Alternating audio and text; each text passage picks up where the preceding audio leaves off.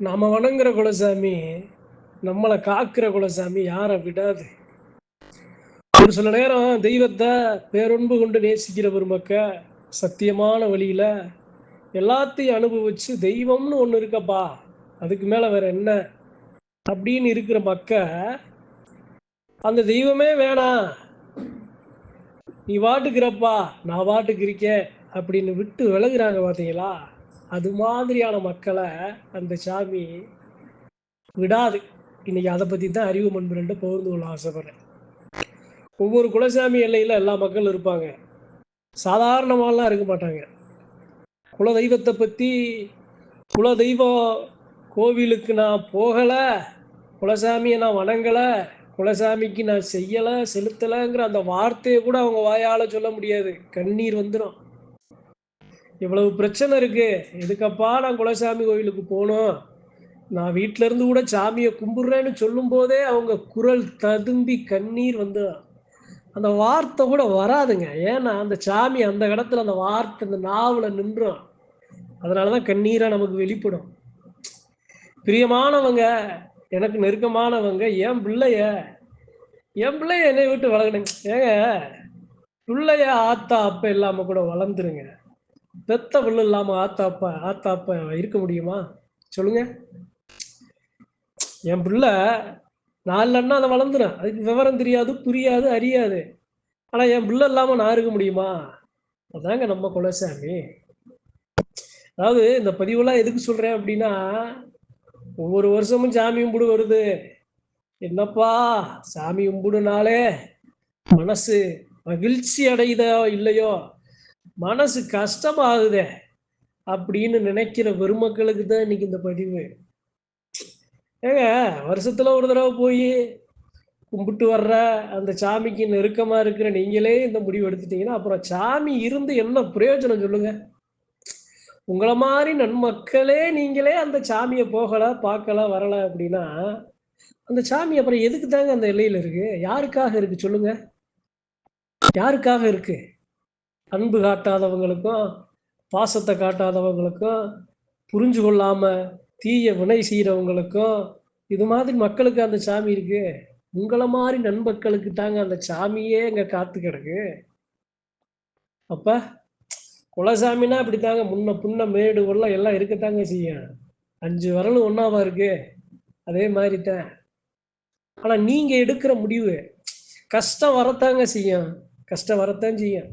சத்தியமான மக்களுக்கு, உண்மையான மக்களுக்கு காலத்துக்கும் கஷ்டம் இருக்கத்தான் செய்யும்.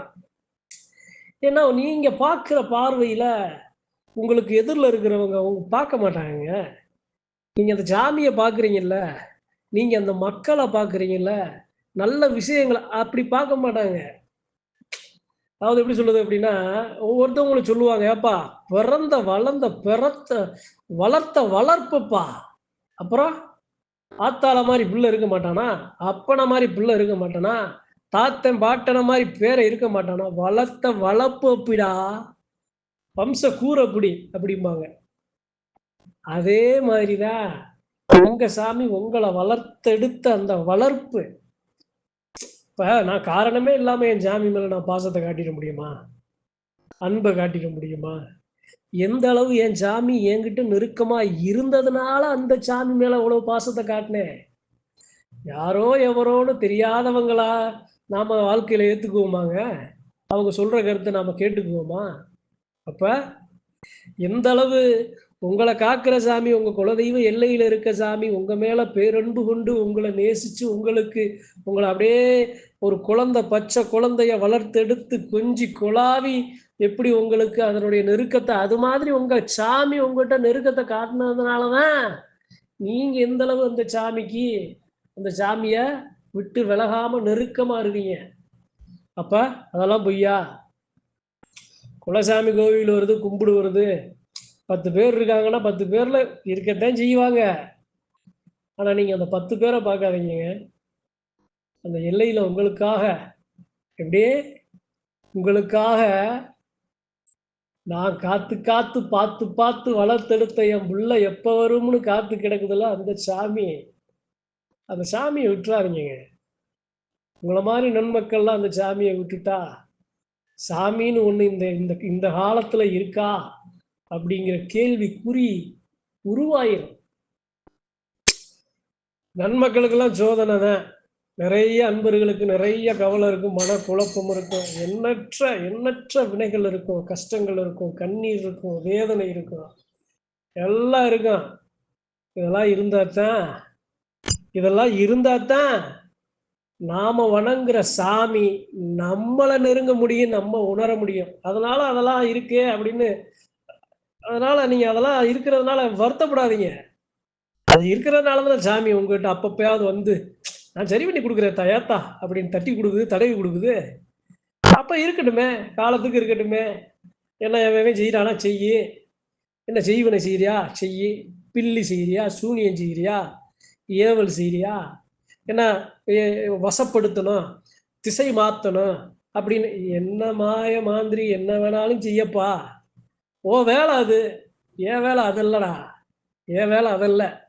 என் வேலை என் சாமியை கண்ணறக்க பார்க்கறது, என் சாமிக்கு என்னால முடிஞ்சது செய்யறது, என் சாமியை மனமகிழ்வோட அந்த எல்லையில பார்த்து ரசிச்சுட்டு வர்றதுடா. அதான் என்னுடைய வேலை. நீ செய்யறது செய்யப்பா. என்ன கஷ்டப்படுவேன், கஷ்டப்பட்டுட்டு போறேன், விடப்பா. நான் படுற கஷ்டம் உனக்கு தெரியலாட்டாலும் என் சாமிக்கு தெரியும்ல அப்படின்னு இருங்க. அது நிறைய சாமி கும்பிட வரப்போகுது, மாசியில வரப்போகுது, சித்திரா பௌர்ணமி, அடுத்து புரட்டாசி, வைகாசி, நீ ஃபுல்லா சாமி கும்பிட்டு தான் வரும். நம்ம அறிவு நண்பர்கள் இது மாதிரிலாம் மனசுல கஷ்டப்பட்டு யாரும் நீங்க இருக்கக்கூடாதுங்கிறதுக்காக தான் ஒன்னொன்னா சொல்லி வர்றேன். ஏன் சொல்றேன் அப்படின்னா, உங்களுக்கு நெருக்கமான தெய்வங்க உங்க குலசாமி. அதெல்லாம் வேணாப்பா, திசையை பார்த்து கும்பிட்டுக்குருவோம், எதுக்கப்பான்னு மட்டும் போகாம இருந்துடாதீங்க சாமியெல்லாம். அதாவது எப்படி சொல்றது அப்படின்னா, எங்க ஐயா வெளிநாட்டுல வேலை பார்க்குறாரு, நான் இங்க இருக்கேன். எப்படி எங்க அப்பா பல வருஷம் கழிச்சு வெளிநாட்டுல இருந்து வரும்போது என் மனசு எவ்வளவு சந்தோஷப்படும், அந்த சந்தோஷம் தான் உங்க குலசாமி உங்களை பார்க்கும்போது சந்தோஷப்படும். ஏன்னா நீங்க அனுதினமும் உங்க குலசாமி பக்கத்துல இருக்கீங்க. எங்க அப்பா எப்படி வெளிநாட்டுல வேலை செய்யறாரோ அது மாதிரி தானங்க அந்த சாமிக்கு நீங்க ரொம்ப தூரமா இருக்கீங்க. வருஷத்துக்கு ஒரு தடவை கூட நீங்க போக யோசிச்சீங்க அப்படின்னா, இப்ப அந்த சாமி காலத்துக்கு நல்லது செய்யற மக்களுக்கு, அந்த சாமி காலத்துக்கு எல்லாத்தையும் காத்து வர்ற மக்கள், அந்த சாமிக்கு நீங்க என்ன திருப்பி செய்றீங்க? நாங்க தான் வரி கொடுக்குறோம்ல, நாங்க தான் பணம் கொடுக்குறோம்ல, நாங்க தான் எங்களால முடிஞ்சது. அது போதுமா? உயிரை காக்குற சாமிக்கு போதுமாங்க? ஒண்ணும் இல்லைங்க. போய் அந்த எல்லையில மண்ணுல மிதிச்சிட்டு வாங்குங்க. ஐயா காத்து வர்ற, காத்து வந்த, இனியும் காத்து வரப்போற, நன்றி ஐயான்னு நன்றியை சொல்லி மண்ணுல மிதிச்சிட்டு வாங்க. நீங்க அந்த மண்ணுல மிதிச்சாலே போதுங்க, அந்த சாமிக்கு தெம்பு கிடைக்கும், தைரியம் கிடைக்கும். அந்த சாமியோட உங்க குலசாமியோட பிடிமானம் யாருன்னு நினைக்கிறீங்க?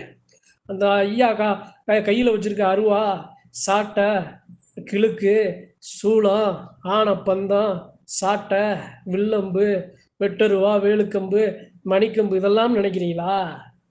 சாமியோட பிடிமான அந்த சாமிக்கு பாத்தியப்பட்ட மக்க, நன்மக்க, உண்மையான மக்க, சாமிக்கு பிடிமான சாமி வர்ற அந்த சாமியாடி தேகம், சாமிக்கு பிடிமானா அந்த எல்லையில யாரெல்லாம் வந்து கள்ளங்கவடம் இல்லாம என்னை நினைக்கிறாங்கிறது அந்த சாமிக்கு பிடிமானம். அந்த பிடிமானத்தை கொடுக்கறது யாரு? நீங்க. அப்ப உங்க சாமியை நீங்க போய் என்னங்க கோவிலுக்கு போனா அங்க நிறைய சண்டை வருதுங்க.